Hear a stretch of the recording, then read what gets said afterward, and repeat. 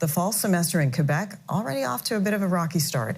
An entire class of students was sent home after one child's father tested positive for the virus. It just started, so I think we have to give it a chance, but I don't know.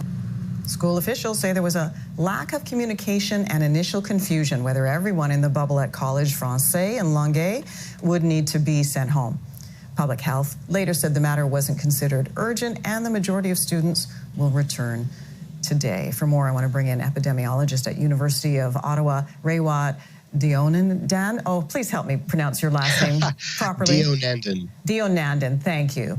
I appreciate that. I just saw that cold, so I wasn't totally sure, but we appreciate your time this morning. So we've seen schools starting to open in Quebec, and reported cases have increased to more than for the second day in a row. So what do you make of this? What are we to expect? It's a tough call, right? So Quebec has, half the population of Ontario, but more cases than us. What we're seeing is what we expected. There will be cases in schools. What I look for is what's the second shoe? How does public health respond to the cases in schools? Do they have a plan in place to remove the exposed people but keep the schools running? And more importantly, a plan to communicate lucidly to the community and to parents. And I'm not seeing that being deployed well yet. So we have a lot to learn from watching Quebec here in Ontario.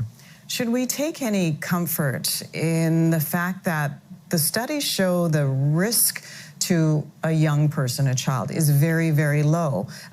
Be that as it may, they can still be asymptomatic and then they're transmitting it to the rest of us or to people who are compromised. That's exactly right. So the risk to children in general is low. When you scale this up to hundreds of thousands of children in the school system, someone's going to get sick and someone is going to get really seriously sick and possibly die, unfortunately. But epidemiologically, the risk is these asymptomatic carriers, these children, will be taking it home to their more vulnerable family members like grandparents. That's why we watch this so carefully. So yeah, parents should take comfort in the fact that it's unlikely that their child will have a bad reaction. But at a population level, children can be vectors for the disease. You know, we heard last night from the U.S. president, I was just speaking to my earlier guest about this, where he said he practically promised there would be a vaccine before the end of the year. What's your thoughts on that? Is that a likelihood? I think it's quite likely we'll have a vaccine to market by the end of the year. That doesn't mean we'll have it in our hands by then. I think it's more likely we'll have it in Canadian hands and doctors' offices by sometime middle of next year. And then the deployment will take some time as well. And so we're probably not out of this for another year at least. Another year. So what does that look like? Let's focus on the back to school issue. What does that look like for parents? It means parents have to dig down and settle in for the long haul when it comes to dealing with some nonsense, as I call it, right? So a lot of school closures, possibly, classes getting sent back to school.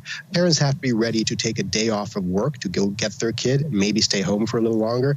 It's going to be chaotic for a while, unfortunately. The alternative is that we tolerate school outbreaks, which lead to community outbreaks, which lead to possible economic closures. Right. There is no easy way through this, unfortunately.